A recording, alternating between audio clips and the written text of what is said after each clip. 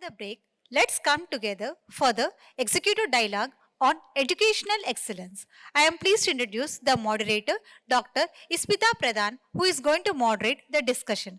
Dr. Ipsita Pradhan is an assistant professor from the School of Liberal Arts and Social Sciences at SRM University, AP. She is an accomplished academician with a diverse background. Dr. Pradhan has been recognized with prestigious awards, including the Feminist Theory Workshop Travel Award from Duke University and the UGC NET GRF Fellowship. Her academic journey reflects a dedication to both research and teaching excellence. So it is a wonderful opportunity to be present before you and moderate the session on Beyond Grades, Holistic Approaches to Measuring Educational Excellence. I think it is the need of the hour to rethink what we do today with our students who are young minds and at an impressionable age, and then deconstruct this idea of evaluating them and trying to maybe, for lack of a better word, judge them through what they do in those 1 or 2 hours of exam. So without any further ado, let me introduce the speakers for this panel. Dr. Maneesh Mishra. He's a distinguished panelist in our discussion today. He brings a wealth of expertise and accomplishments to the table. His role as the Executive Vice President of the Strategy Division at the National Skill Development Corporation showcases his commitment to shaping the landscape of skill development. With a rich background encompassing consulting, training, program management, sustainability, and CSR, Dr. Mishra's influence extends far and wide. His leadership in spearheading the esteemed World Bank Skill India Mission Operation project at the Ministry of Skill Development and Entrepreneurship underscores his visionary approach. A crucial contributor to the creation of capacity building ecosystem of UAI-DAI, one of the world's largest identity projects, his impact is monumental. In the realm of consulting also, he has lent his expertise to public and private sector entities, focusing on organization design, capacity building, performance management, and impact evaluation. He has also been associated with the University of Cambridge and the Indian Institutes of Management with publications in various journals, case studies, newspapers, articles. Today, we look forward to listening to his perspective. I welcome you, sir. Our next panelist, C.A. Govindarao Naik. It again gives me immense pleasure to invite him for today's discussion. Mr. Naik is the CEO and Managing Director of JSS Group of Institutions in Dubai, a prestigious conglomerate guiding the future of over 5,000 young minds, supported by a dedicated team of more than 500 staff members.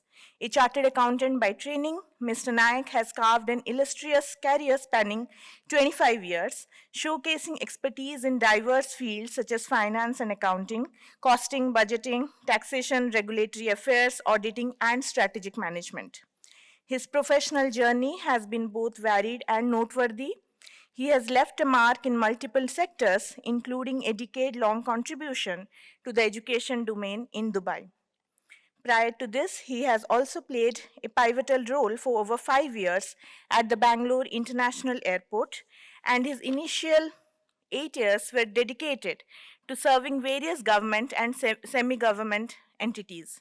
Described aptly as a finance man by profession and an educationist by passion, Mr. Naik's vast experience and dedication to both these fields make him a valuable addition to our panel discussion today. I welcome you, sir.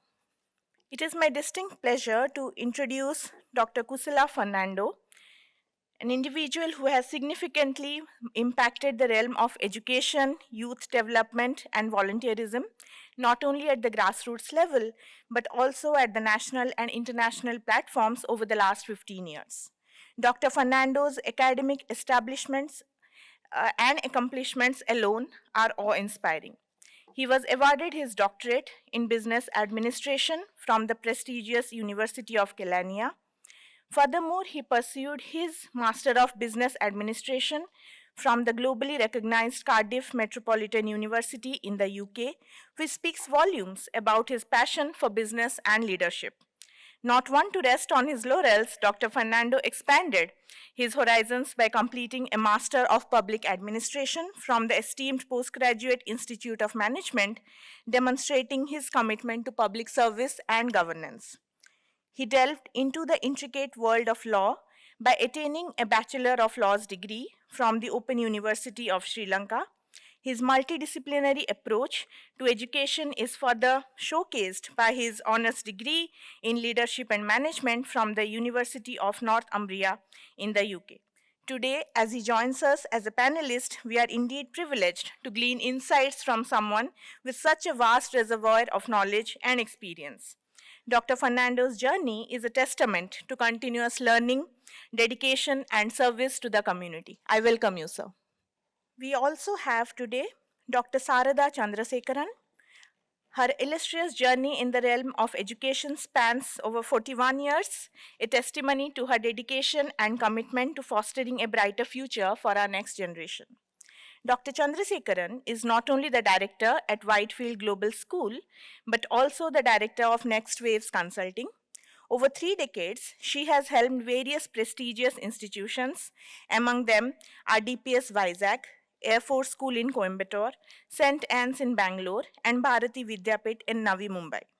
Since its inception, she has been the beacon of leadership at Whitefield Global School in Bangalore, serving as the head of the institution and the academic director. She is also a master trainer in collaboration with UNESCO and NCRT, specializing in the vital areas of school wellness and mental health programs, which I feel is the need of the hour. Dr. Chandrasekaran was also handpicked to represent the K-12 education domain, benefiting from the prestigious Goldman Sachs ISB Women Empowerment Program. Ma'am, this is truly inspiring, and I welcome you to join us on the panel. We also have with us here today Dr. Jayasheelan Murugaiyan. We have him as part of this panel. He is the current head of the Department of Biological Sciences at SRM University, Andhra Pradesh. He has carved a niche for himself in the vast and intricate world of biochemistry and proteomics. His academic journey is truly inspiring. He has earned his master's degree in biochemistry from the University of Madras. Then, traveling to the heart of Europe, Dr. Murugaiyan developed deep into the realm of proteomics, securing a doctoral degree from none other than the University of Leipzig in Germany. His association with the Helmholtz Center for Environmental Research in Leipzig, Germany, speaks volumes about his commitment to top-tier research and innovation. What sets him apart is not just his academic and professional achievements, but also his keen interest in the application of proteomics techniques. His endeavors to decode the infectious nature of microorganisms, a pursuit that holds the potential to revolutionize our understanding of diseases and pave the way for new therapeutic interventions. Sir, I welcome you to the panel.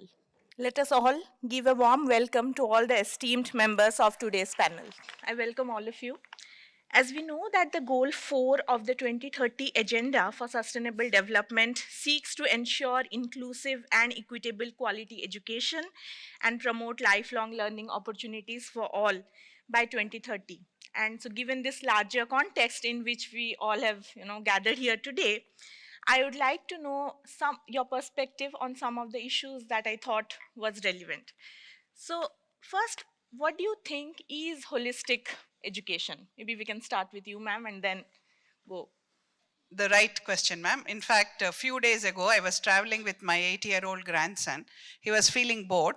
So I was telling him a story. He closed his eyes. I thought he's sleeping. So I stopped. Then he said, continue. I said, you are sleeping. He said, no, I'm conserving my eyes, he said. I said, what? Yeah, my mother told me that whenever you are not using electricity, you should switch it off. Whatever you are not using, you are supposed to switch it off. So my eyes would have had some lifespan. I'm extending it by closing it when I'm not using. When he made this statement, I went back to my class. Then I thought that how many children are actually closing their ears? Many a time in online, they closed their ears and mouth also. So we did not know. Then that's where the whole learning topic has come into mind, that actually we need to use all the sense organs in the learning. Then only they will be completely active in the class. When I'm looking at K-12 especially, all the sense organs take a very important role, which connects the mind with heart and hand, that is cognitive, affective and psychomotor domains. So when we are looking at the holistic one, many a time, like one gentleman, he said that the 2-hour examination assessment is only talking about the knowledge to some past part of it when it goes to cognitive, where it is asking about problem solving, it is also asking about creativity, but it is a very minutest number. Today CBSE is telling 50% of the paper should have the higher order thinking. Till last year it was 40%. So that 50% itself will become a challenge. That means in a 3-hour paper, we are only partially connecting the head, heart and hand, and remaining we are going for a rote learning. If this is the case, we cannot call it as a holistic learning at all. So how to do about it? When we looked into it, I thought that it is more about a child's whole growth in the school. Then how will I assess the child's behavior? How will I assess the child's outlook about the whole environment? How will I assess child's communication skill? How will I assess child's creative skills? How will I assess the child's complete collaborative skills? If we look into that portfolio, portfolios are the ones which make a fantastic assessment skill, brings in the holistic area of a child's development. But for this, the teacher must know, the student must know, and the peers must know. I think in the next question, I'll tell how to go about it. Thank you. Good morning, everyone. So I think when it comes to holistic education, we would consider, rather than considering about assessing our students based on grades, based on just by an examination, we have to look at the behavioral aspects, and also when we comes to school education, there are so many things. Apart from classroom education, there are so many co-curricular activities. You know that in the job market, now soft skills are very important. Soft skills, leadership, teamwork, likewise, the soft skills are very important. So are we assessing soft skills through our assessment systems? Are we assessing the capability of our students through kind of process to assess soft skills? And the other thing is that apart from soft skills, you know that there are so many things that we when we consider about the complete education or more comprehensive education, we want a good citizen at the end of the education, at the end of school education. We want to produce a good citizen for our countries. So for that purpose, to achieve that purpose, are we our is this kind of assessment, classroom based, just an examination based assessment system is valid for that kind of purpose? Answer is most probably no, because you know that when it comes to school education, we are basically developing skills, knowledge and attitudes of our students. So apart from skills and knowledge, how we going to assess the attitudes of our children? You know that there are so many good professionals who achieved so many good grades at so many examinations, who actually achieve first class and second class, and so many awards for their educational things. But finally, once they become as professionals, they do some socially wrongful things, and which are not acceptable at all. So that's the thing. Therefore, we should consider about the attitude between of students. We have to develop their empathy. They have to understand others. They have to give some kind of respect to others' ideas. So through our education systems, we have to develop those things, develop their attitudes. So that's how we can achieve that purpose of producing a good citizen. For that, holistic approach for education measurement is very important. Therefore, I think apart from classroom based, apart from examination based assessment system, we should have a comprehensive methods like we can give some weightage for their practical things. Maybe we can allow them to do some work, group work. Also, we can give some project based work, and likewise we can because by group work we can give them the opportunity to develop their soft skills like leadership, how to work with others, how to work with in cooperation with others.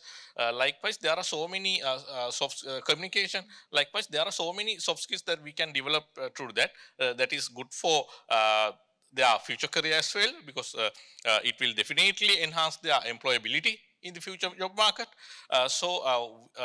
With those kind of if we can include those kind of things in the total assessment system, then that would be great. Therefore, we need that kind of holistic approach, I think. Very good morning to all of you. I believe I'm an odd man out in this group. Most of all my fellow panelists are doctors. I'm the only person who is an accountant. So basically, as I was introduced by the moderator, I'm an educationist by passion. So holistic assessment is understanding the child as a whole. Means it is not necessary that the child, what in the morning, Aurora's presentation has a beautiful picture. The child was saying, no, will you teach what I want to learn?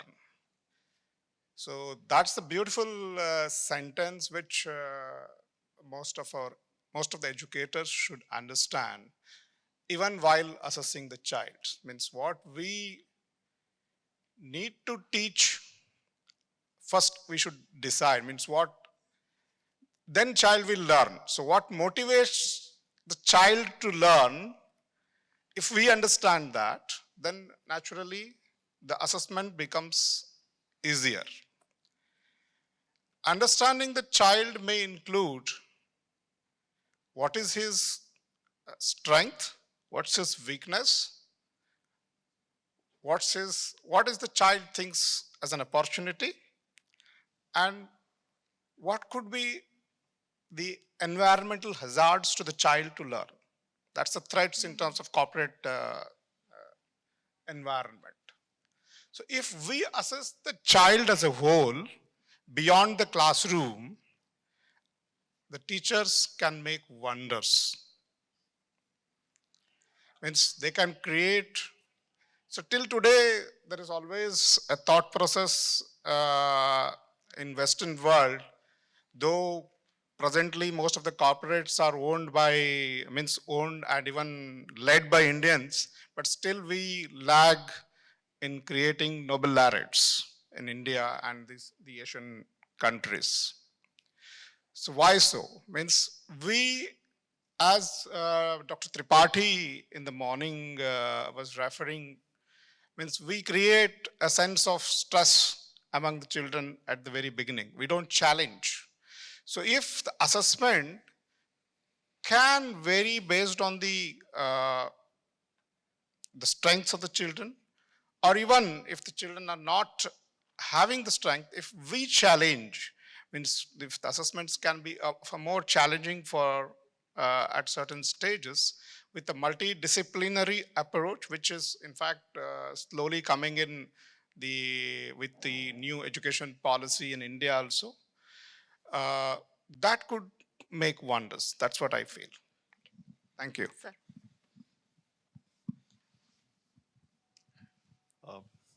I thought I'll use that phrase that probably I'm the odd man out because rest everybody belongs to the school system. I comes from a very different ecosystem called skills.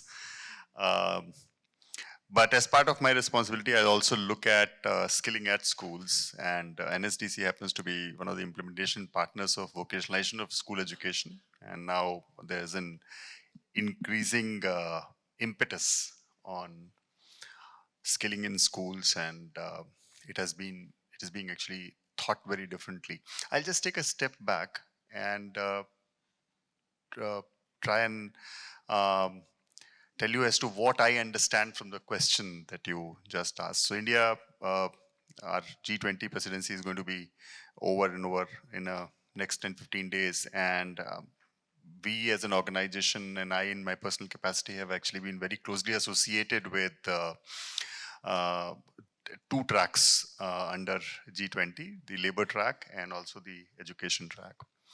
In education, we specifically took this responsibility of future of work. And when we were trying to understand this subject a little better,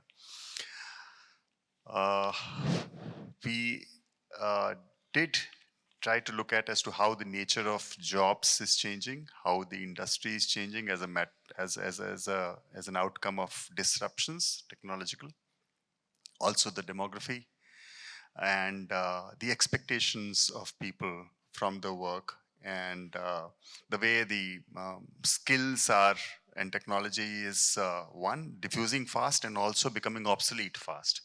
So what exactly it holds for the future?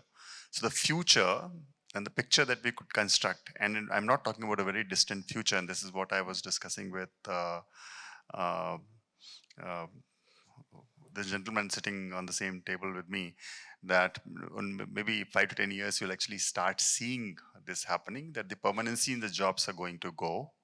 As Mr. Tentu in the morning said that, and Professor Arora also talked about that, probably gone are the days when you're thinking of only seeking jobs, right?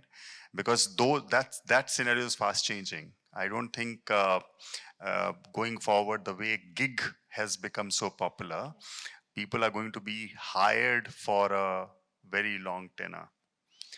Now, if I possess a skill and bring only that skill to the table and get a project, get an assignment, do that, I immediately get out of the job. So the next day, the client maybe requires a different assignment to be done. So either I bring that skill to the table or I look for somebody else who might be needing that skill. Now, this sounds okay, but is going to put immense pressure on somebody who has to make sure that he puts the food on the table, and not only puts the food on the table, but also has to maintain the kind of lifestyle. The only industry that I can think of right now is probably media and entertainment, where you live by the project. The moment you start seeing in all walks of life, it is going to create enormous pressure on the individual, which means the education has to change fundamentally. One has to start preparing kids right from the very beginning, and therefore this whole discipline learning is all right. Discipline learning is all right because that also has its own value, but the way the overall personality and the way the overall persona and attitudes are shaped has got to be looked at very, very carefully. OECD and some of the other institutions that work in this area, they propose a wonderful formula. They say this whole KSA framework where you look at the knowledge, skills, and attitude, and what knowledge and what skills and what attitude, and I'll not go in those details. They say look at the competency, and the competency should be able to help you do three things. One, as an individual, you should be able to create value. Creating that value means creating new products, new services. That is where people like Mr. Tentu actually are offering this kind of an opportunity for people to learn as to how that value can be created, right? Through incubation, innovation, etc., etc. In addition to doing that, you also need to understand how to resolve the tensions and the dilemmas that as a person you're going to face, and that is where a lot of focus needs to be given, and futuristic education needs to make sure that it addresses that. How do you deal with people, especially in a situation where there's a lot of stress involved? How do you deal with people where you know that tomorrow for getting the work you might actually be competing with them, and probably you'll also be under the pressure of learning all the time, because this whole learn work learn thing is going to become the order of the day. You cannot think of an education system which front loads everything 12 years and then plus do a 4 years of a bachelor's degree and then get into the workforce and then you're sorted for life. It's not going to happen, and therefore you might actually see the higher education of the kind that we see might actually go out of fashion very soon, right? The National Credit Framework and the Curriculum Framework now are talking about all this, and this is very clearly written that this multiple entry, multiple exit is not merely on paper. You'll very quickly start seeing that happen. Coursera came up with a report day before yesterday. They're talking about micro-credentialing, and they're saying it's becoming increasingly popular amongst the school students and also the college students, and they have actually surveyed over 24 countries and thousands of respondents. They're saying micro-credentials, less than 30 hours of learning that they can immediately apply and come back when they have to. So now all this has been addressed. The equivalence part has been addressed as National Credit Framework. The overall NEP talks about creditizing it, and you have something like an ABC, which is Academic Bank of Credits. You can actually redeem it at the point that you want. So all this you need to keep in mind. And the third thing that I would like the whole education academic system to focus on is make youngsters take responsibility of what they do. Now, as a leader in my organization, and I work with a lot of youngsters, etc., especially these Gen Zs, they're phenomenal, ability-wise, talent-wise, capability-wise.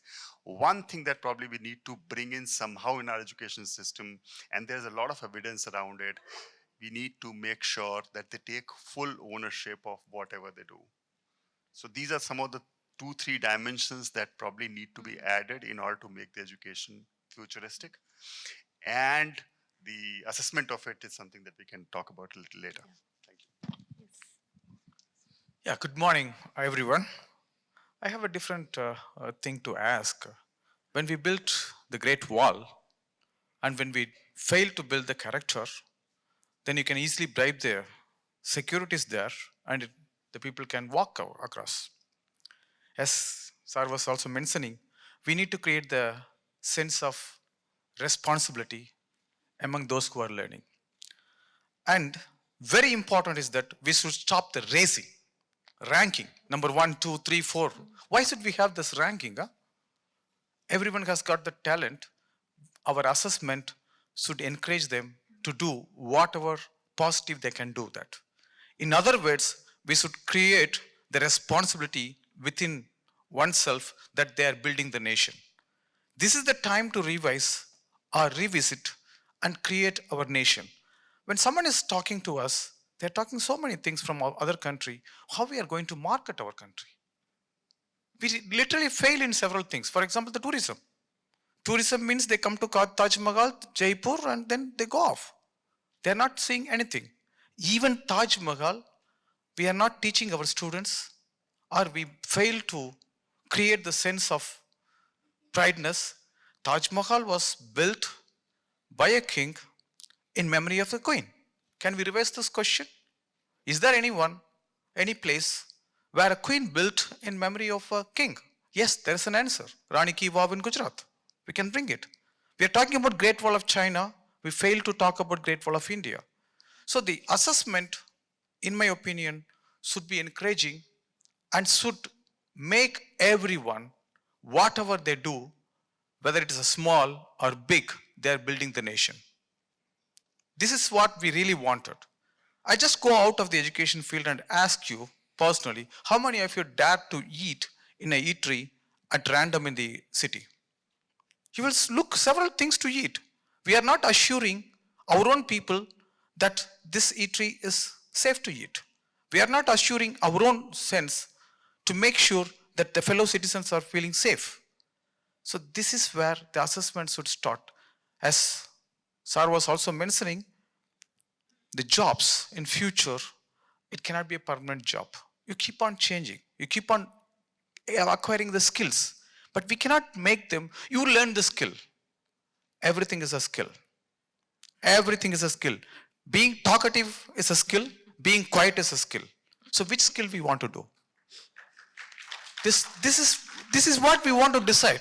We want to create among the students, very important, everyone belongs to our nation. If I go to Vijayawada railway station at midnight, 12 o'clock, if some people are sleeping there, as an educationist, as an educated guy from the Indian government money, I am also responsible for them to suffer.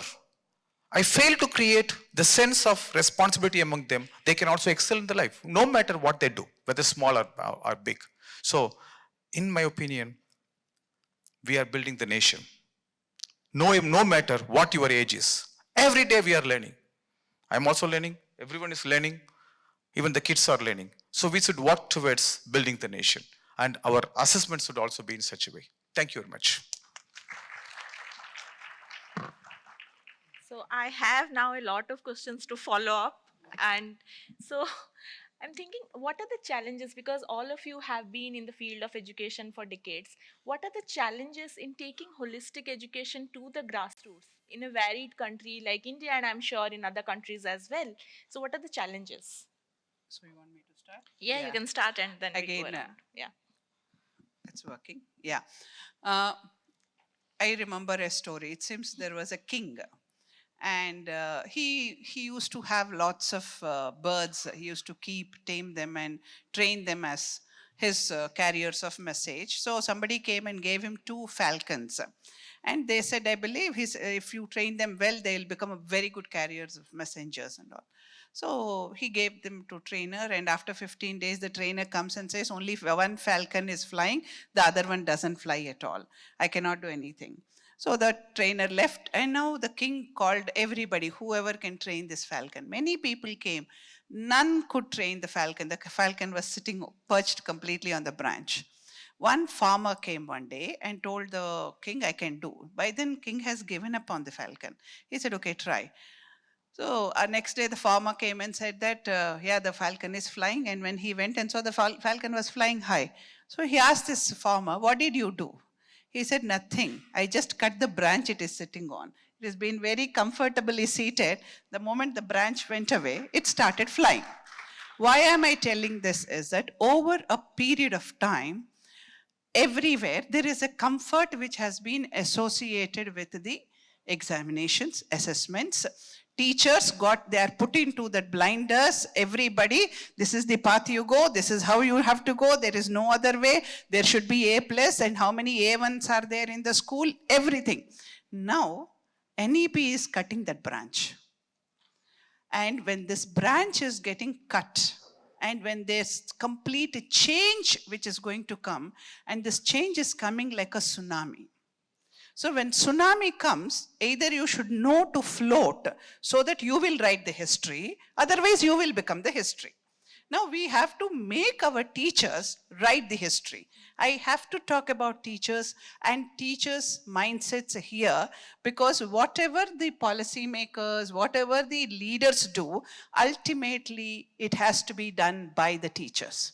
So if the teachers are ready to take this up. I was really thrilled listening to all my co-panelists giving such different perspectives about holistic and about the skill. When Mr. Mishra spoke, this is the fact that we should prepare the child for the future, which we ourselves do not know. I did not know at 61 I will be sitting here when I was actually 10 years old.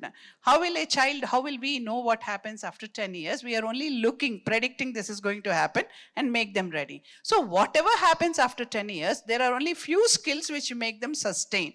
Number 1, communication. Number 2, collaboration. Number 3, it is creativity. Number 4, sustenance. Number 5, acceptance. And these skills, if we give them in the name of 21st century, it can go even for 30th century, because the child's acceptance levels to these situations are more. The child is able to communicate. The child is able to collaborate, learn, ready to learn, and the child has the creativity to actually break, problem solve any kind of in any situation. If this is given in my mind, then it will happen. But if I do not have a teacher with these skills, how will the child learn? So the problems we face today is that many of the teachers are not teachers by chance. I mean, by choice. They're teachers by chance. So making them learn this is one problem. The second problem we have is the mindset of the parents. The parent looks at return on investment. I'm sorry, I'm using this terminology. On a child for 15-20 years, if the parent is spending some 30-40 lakh rupees, then how much does the child earn when the child goes to the school of, any job, and whether the child is able to buy a car, buy a house, and get married, get good dowry, and have what is coming on the plate, that is a major thing. So the parent first asks, when we are talking about the skills and all, like the gentleman in the morning, he told, will the child get a good job? How much of salary will the child get? So we are coming with a tsunami. Tsunami is ready. All of us have to be ready to face the tsunami. That means number one, parent. Number two, the teacher.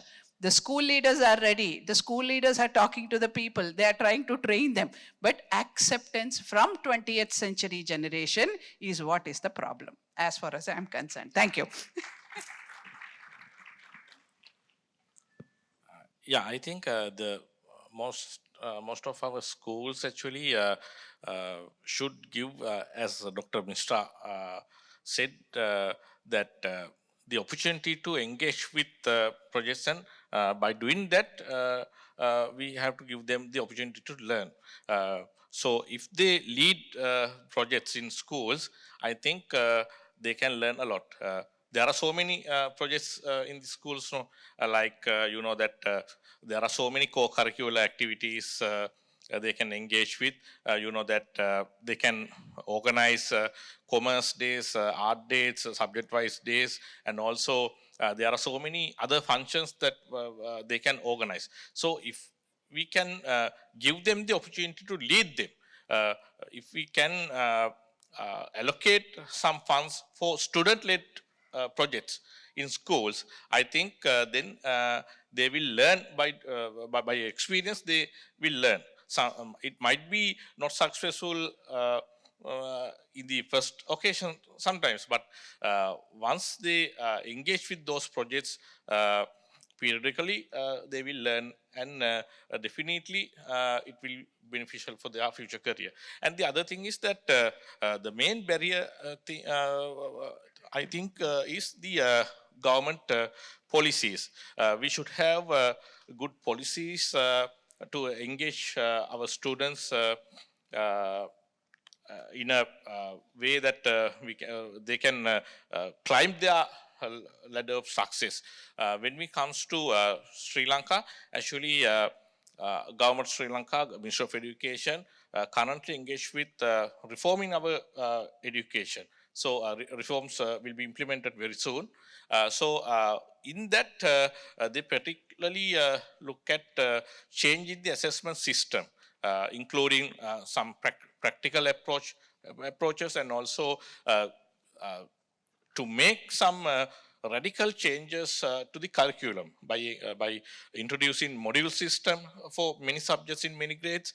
So likewise, by by changing this assessment system in successful way, I think we can achieve this purpose. And also therefore for that, anyway, that every government should consider about the importance of education, and they should have crystal clear policies for education. Otherwise, no country can implement this in a successful way. Therefore, I think as the national education policy in India, if every country has a clear set of policies, clear set of framework for the education system, then it will definitely beneficial to address this issue. Therefore, when it comes to Sri Lanka, I think now our education ministry is doing this now. Actually, Ministry of Education, as I said you earlier, they introduced so many reforms. It will be implemented very soon. So with that, and also now there are so many innovative things they introducing. In a few months back, they introduced a mindfulness program. So it is now running very successfully in many schools. With that, students' mental ability strengthened, and also there's another program which is actually related to startups. So it encourage our school students to start to engage with initiating startups. Therefore, now in my school also, there are so many students are keen on that, and they start small kind of businesses. So if we can accommodate those kind of things, definitely it will contribute to the holistic approach of education, and also actually it will definitely help our government and the ministries of education also to run those kind of programs very well, and definitely it will benefit for the future of any country, because the education is the main thing that which breaks the circle of poverty. So if we need to reduce the poverty of any country, I think we have to develop the education of that particular country. Thank you. Yeah, where Mr. Fernando left, if I take it from there,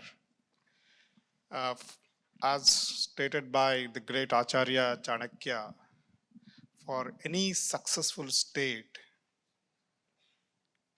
4 things are essential. The first one is education. The next, finance.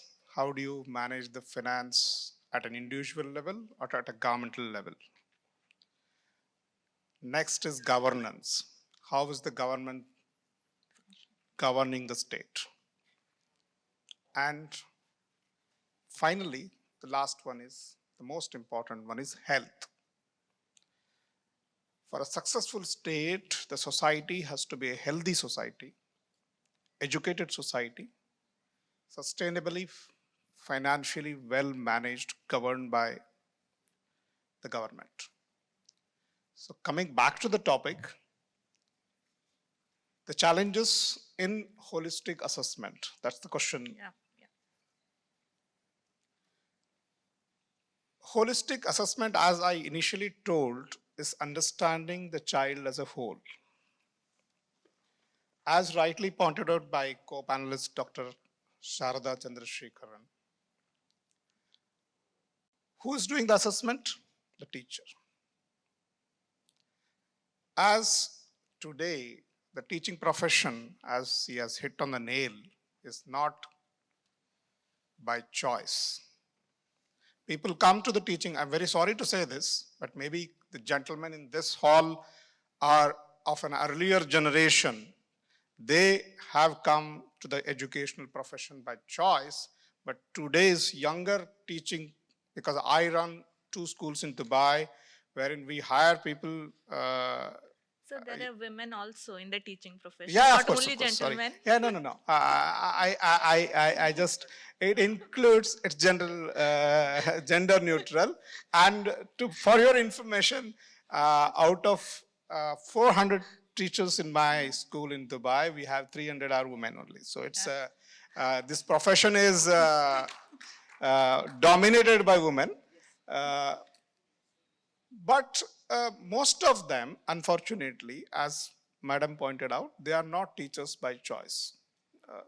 For whatever reason, sometimes financial reason, sometimes some other compulsions, they become teachers. They don't get any other job, then end up in the school. It's quite an unfortunate development. That is the first challenge. Means when the teacher is not having a passion to either to teach or the assessment follows. When the child learns, then only he can make the assessment.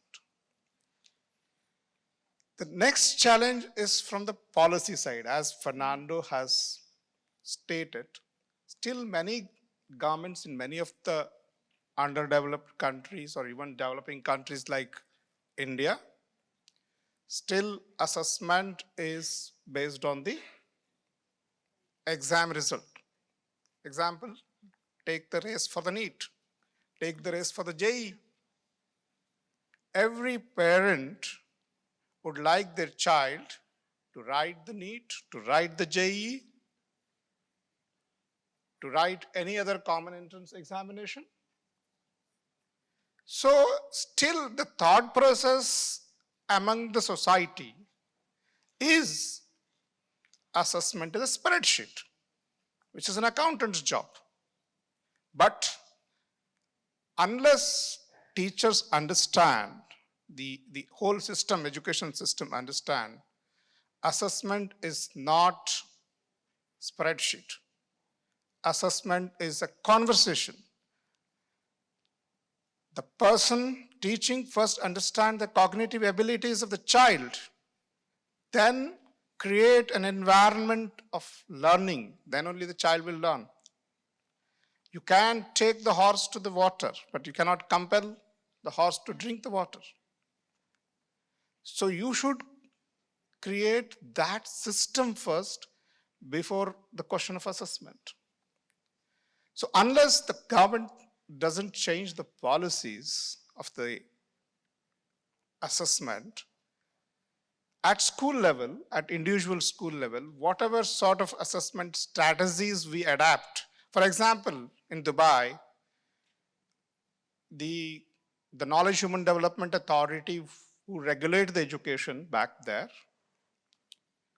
give that liberty to each of the schools irrespective of the curriculum.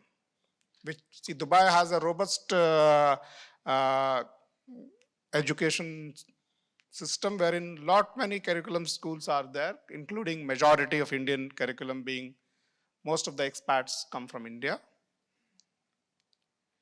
Till grade 9, no issues as long as board exam is not there.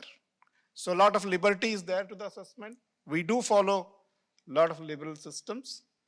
We do assess the children at different levels within the classroom, outside the classrooms, formative assessments. But when it comes to the board exams, grade 10, every parent blood pressure is going up. So summative assessment, end of year board exam is the result which makes child's future, if they are willing to come back to India. But however, fortunately, the Western universities have recognized the other skill set credits for the admissions, which makes certain children to look forward to the Western universities, particularly Europe and US and even some part of Central European universities. So these are the challenges. Means even if you as an individual educator would like to implement a multidisciplinary approach of assessment with the conversation with the child, with an inclusive approach, with the different skill sets, different cognitive abilities, and even I would say, means assessment is a measurement. So what one of the great education it said, not everything important is measurable, and what everything measured is not important. So still measurement is a necessary evil which prevails in the system. What we can do, probably, create a basket, as presently the new economic policy is coming up with that approach, wherein the majority of the credit goes to the formative assessments. Still now it is only about 25% formative assessment was given the credit. So if that percentage exceeds, that challenge can be met. But basically, the attitude among the society, the mindset of the parent has also to change. As Madam was pointing out, what the return on investment that should go away. Then only the holistic assessment can come into the picture. Thank you.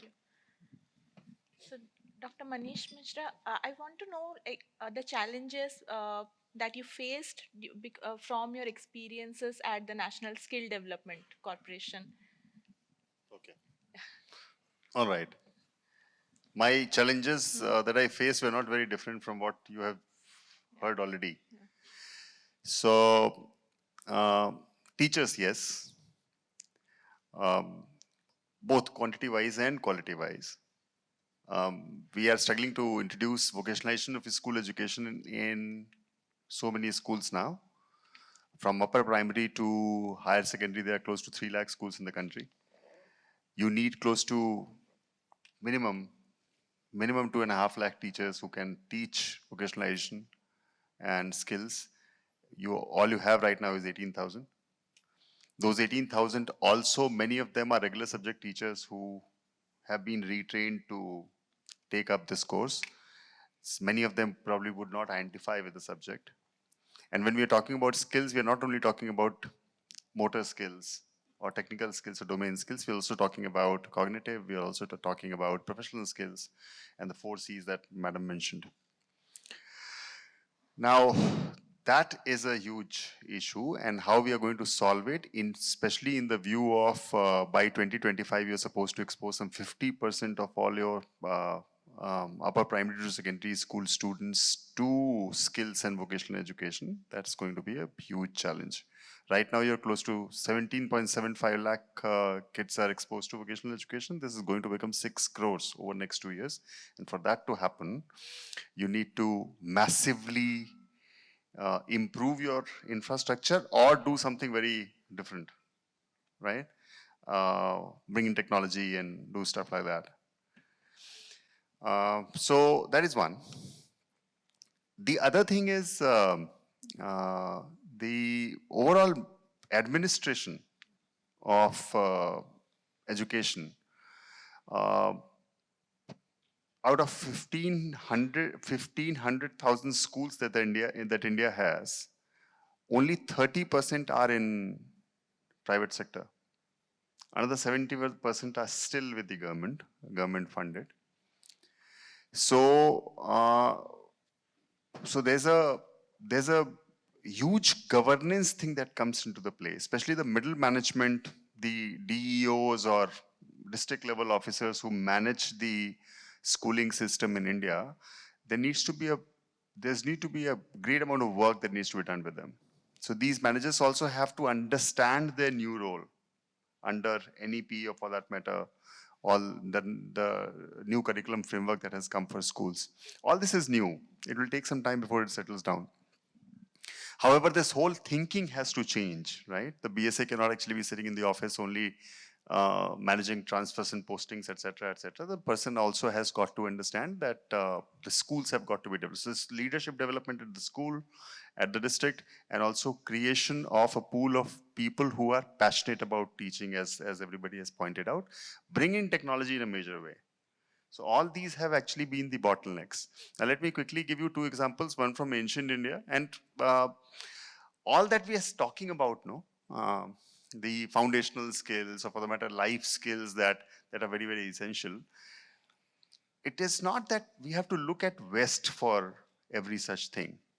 It has actually been part of our own ethos, our own system. Somehow, at some point in time, we dissociated ourselves from that and started looking towards some other countries, and we're looking for inspiration from there or models from there in order to implement all this here. I don't know if many in this hall have read this Kathopanishad and the dialogue between Nachiketa and Yam, where Nachiketa goes to Yam and says, please take me as your disciple. To that Yam says, no, becoming my disciple is going to be very difficult. And it's a very tough ask that I would have of you if you have to become my disciple. He says what? He says, look at the sun. Now there's so much that goes on in the sun, there nuclear fission, fusion, etc. And there's so much disturbance right inside the sun. But sun doesn't lose its character, never leaves its character of giving you light and warmth, right? So to be my disciple, you have to make sure that no matter what happens to you as in the course of the training, you have to maintain and always demonstrate that character to me.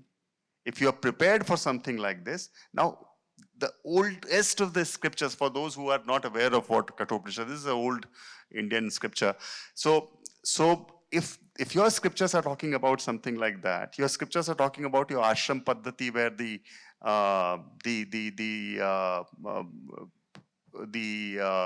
heirs of a kingdom would also sleep in the same room and also on the floor as a charioteer's son, and all of them would be given different types of assignments, etc. So this whole apprenticeship that we talk about now, apprenticeship promotion scheme, and how do you introduce internship and apprenticeship to school, and we make a great thing about it. They already have been part of our education system. We all need to do is go revisit it and bring it back maybe in whatever form it's possible. One quick example, because I also look at one program called World Skills. And NSDC happens to be it's a Olympics of skills that is held every second year. And in India, we do a national level competition called India Skills. I take care of that as well. We also started doing this India Skills Junior about 2 years ago with CBSE. And in the very first, it was a COVID time, and we started with CBSE. In the very first year, we saw about 500,000 students participate in the program. Without too much of a publicity, etc. It was just us and CBSE and some of the state boards that we did this program with. In one trade, which was furniture design, we saw out of 5, there were 3 candidates from the same school, and it actually generated a curiosity as to what might have happened that 3 students from the same school have actually managed to figure in top 5. We spoke to the teacher and she told us this. She said, see, there's no furniture design course, etc. that we run. All we did was, we started thinking as to what this competition is about. And then I saw your specifications and the kind of assessments that are supposed to be done. I said, see, if I can bring in kids who understand shapes, means those who understands geometry well, and those who can draw well. And if I start training these kids, probably they'll do better. Now, that is a very smart thinking, but only that kind of a commitment and dedication to do well. How many teachers would do that? Right? So you have so many bright examples right here. You just need to, maybe make sure that you pick them up and nurture them. And why can't that teacher go and maybe do a workshop with 100 other schools and try and build that capacity? This very, very smart thinking, right? With the same resources, you can actually produce great results. And resources infrastructure has never been a problem, believe me. In the education sector, probably we have always been chasing a wrong goal. Government and the policy makers should step in where there's a market failure. All these years, 1,000 universities and so many schools and colleges, all we have been doing is we have been building infrastructure. Infrastructure was never a market failure. Look at this university, right? Probably what we could have done, and private sector can possibly create much better infrastructure than government can ever think of. What we should have invested in is developing a cadre of teachers, trainers, and how do you keep them motivated and make them stay interested in that profession is something we should probably have done it. But I hope that with this NEP and all this National Credit Framework and Curriculum Framework, this new thinking has begun, and we'll get somewhere if we do our job well. Thank you. So as we are running short of time, maybe I would like to ask the last question to Dr. Jayasheelan. Sir, so amidst words like interdisciplinarity, multidisciplinarity and skilling, what happens to the discipline? Maybe we can end the session with that. Yeah, the discipline, even all the times, there is no discipline. We call them as a discipline, and the technology is much faster. There are instances where the technology comes into the society, they reach the peak, and they disappear. For example, Walkman. In the year 2000, everyone was very proud to have a Walkman, and they put a cord and they listen to music. And in 2006, it is gone. They were carrying floppy drive, 1.44 MB in the packet. And in 2008, CDs come.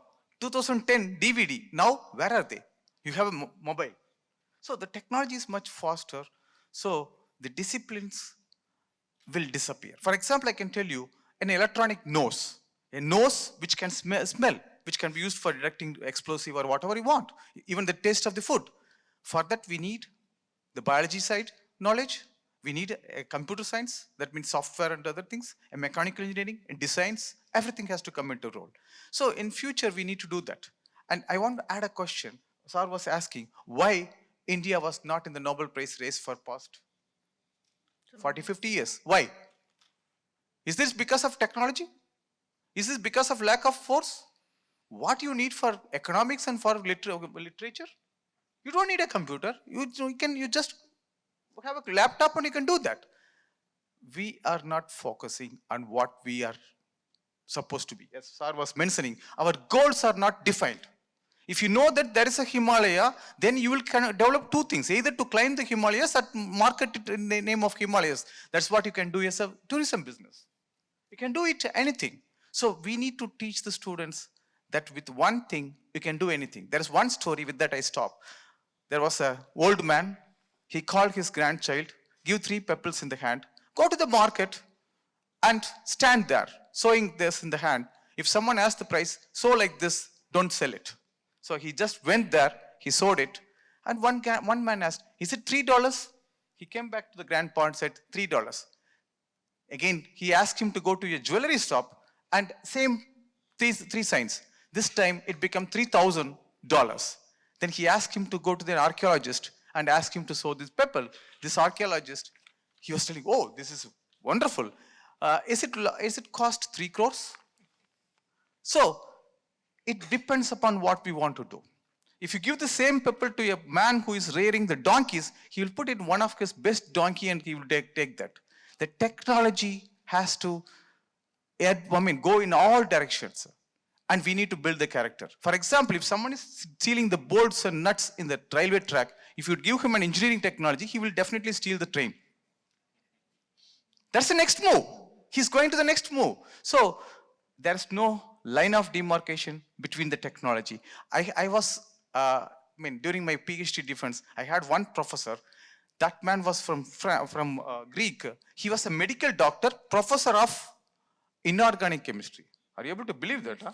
He was asking all biology questions. He was the toughest man I faced in the interview or the PhD defense. I know a friend who was an economist, but he is a cardiovascular surgeon. You might ask the question, what they are doing? There are a lot of things, bioeconomy and so many things. So our focus has to be changed and we need to build the character. We really need to define what is our goal.